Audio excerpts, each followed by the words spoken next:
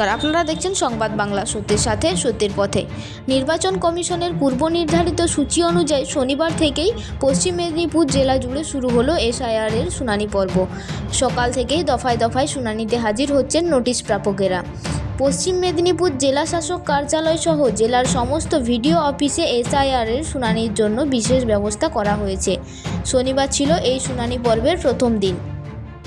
মেদিনীপুর জেলা শাসক কার্যালয়ের প্রথম দিনে মোট 220 জন নোটিশ প্রাপককে শুনানির জন্য ডাকা হয়েছে। প্রত্যেক নোটিশ প্রাপককেই আলাদা আলাদা সময়ে ডাকা হয়েছে, যাতে শুনানিতে এসে সাধারণ মানুষকে কোনো রকম হয়রানির শিকার হতে না হয়। সেই কারণেই এই ব্যবস্থা নেওয়া হয়েছে বলে প্রশাসন সূত্রে জানা গেছে। প্রত্যেককে নির্দিষ্ট সময় দেওয়া হয়েছে যাতে ভিড় না হয় এবং মানুষকে অপেক্ষা করতে না হয়। শুনানির নোটিশ পাওয়ার পর থেকেই জেলা শাসক কার্যালয়ে আসতে শুরু করেছেন নোটিশ প্রাপকেরা। প্রশাসনের পক্ষ থেকে পুরো প্রক্রিয়াটি সুষ্ঠু ও স্বচ্ছভাবে সম্পন্ন করার ওপর বিশেষ নজর দেওয়া হয়েছে। আগামী দিনগুলিতেও জেলার বিভিন্ন প্রান্তে চলবে এই এসআইআর শুনানি পর্ব। নির্বাচন কমিশনের নির্দেশিকা মেনেই সম্পন্ন হবে গোটা প্রক্রিয়া। হিয়ারিং বলতে যেরকম নির্দেশ ছিল যে ডিএম অফিস, এসডি অফিস এবং বিডিও অফিস, মূলত এই তিনটে জায়গাতেই হবে। খুব রেয়ারেস্ট কেসে, যেখানে সংখ্যা খুব বেশি, আমরা পার্শ্ববর্তী কোনো অফিসে যেতে পারি। সেক্ষেত্রে আমাদের মেদিনীপুরে হিয়ারিংটা অনেকটাই সংখ্যাটা বেশি আছে, ফলে আমরা ডিএম অফিসে ব্যবস্থা রেখেছি, বিডিও অফিসে রয়েছে, এবং আমি আমার এসডি অফিস থেকেও আমি কিছু ডেটস আছে, আমি নিজে যেটা হিয়ারিং করবো সেটা আমি এসডি অফিস থেকে করবো। প্রতিদিন কিরকম মানুষ আসবে? প্রতিদিন যেটা আমরা টার্গেট করেছি, আমাদের পার টেবিল 100 করে হবে, অর্থাৎ আমার এখানে 4টে টেবিল আমার খোলা রয়েছে। প্রতিদিন 400 অ্যারাউন্ড আর কি আমার লোকজন আসবে, এবং যেদিনকে এসডিও হিসেবে আমি হিয়ারিং করবো আমার কাছেও আরো 100, মানে সেই দিনকে 500 মানুষের সমাগম হবে ধরে নিতে পারে। তার জন্য প্রয়োজনীয় ব্যবস্থা বলতে আপনারা যদি দেখেন যে আমরা চেষ্টা করেছি মানুষকে একটু সুরাহা দেওয়ার। আমরা প্রথমেই যেটা করেছি, আমরা কিন্তু টাইম স্লট ভাগ করে করে ডেকেছি। এমন না যে সকলকে সকাল 10টাতে ডেকে নিলাম বা এরম কিছু। মোটামুটি 1 ঘন্টা 2 ঘন্টা ম্যাক্সিমাম 3 ঘন্টা স্লটে কিন্তু ভাগ ভাগ করে ডাকা আছে, যাতে একসময় খুবই বেশি রকম মানুষ এসে ভিড় না করে, এটা অ্যাভয়েড করার জন্য। যেটা অনির্বাণ ভট্টাচার্য নিয়ে বলছিলাম, অনির্বাণ ভট্টাচার্য যিনি এসআইআর এর গান করে বিখ্যাত হয়েছেন, মেদিনীপুর শহরের বাসিন্দা অভিনেতা, তাকেও শোনা যাচ্ছে যে হিয়ারিং এ ডাকা হয়েছে। বিষয়টা কি?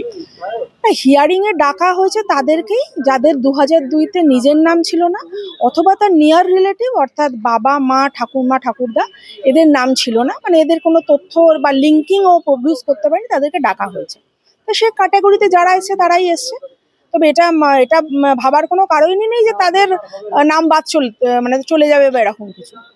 কমিশনের নির্দেশিত যে সমস্ত গাইডলাইন্সগুলো বা যে কটা ডকুমেন্টসের কথা বলা আছে, সেগুলো সে যদি প্রডিউস করতে পারে, সে কোনো অসুবিধা নেই। তা কার নাম নোটিস এসছে? ওই নারায়ণ দাসের নামে হচ্ছে। আচ্ছা, তো এখন 2002 সালে তো নাম ছিল না আপনাদের, না। সেই জন্য নোটিশ এলো। হ্যাঁ। তো আপনারা খানিকটা কি চিন্তা আছেন নাকি? চিন্তা তো থাকবে, আমাদের চিন্তা থাকবে না? ওইখান থেকে পালিয়েছি, চিন্তা থাকবে না? এখানে আবার এত কিছু হচ্ছে, আমাদের চিন্তা থাকবে না? বাংলাদেশ থেকে তো চলে এসেছেন আপনারা? হ্যাঁ, আমরা বাংলাদেশে তো না, আমরা মিথ্যা কথা বলবো কেন? চোরা কথা নয়, আমরা যেটা সত্যি আমরা সেটাই বলছি, আমরা চোরা কথা নয়, আমরা বাংলাদেশ থেকে আছি, সত্যি কথাই। আমাদের জন্ম এখানে না, আমাদের বাংলাদেশে জন্ম, আমরা বাংলাদেশে তৈচে চলে গেছি। আগুনে পুরা ঘর বাড়ি ভেঙে দিছে, ঘর বাড়ি আগুনে পুড়িয়ে গেছে, আমরা কি করবো সেখানে থেকে? সরকারের কাছে কি আবেদন করবেন? আমরা সরকারের কাছে দেখতে আছি, আমরা এখানে থাকবো, সরকারের কাছে আমরা এই দিয়েছে, আমরা আর কিছু চাই না। কতদিন আসছেন এখানে? এখানে আসছি কতদিন আমি তাও জানি না, আমার নাম, আমি লেখাপড়া জানি না, কিছু জানি না। কি নাম আপনার? আমার নাম প্রমিলা দাস।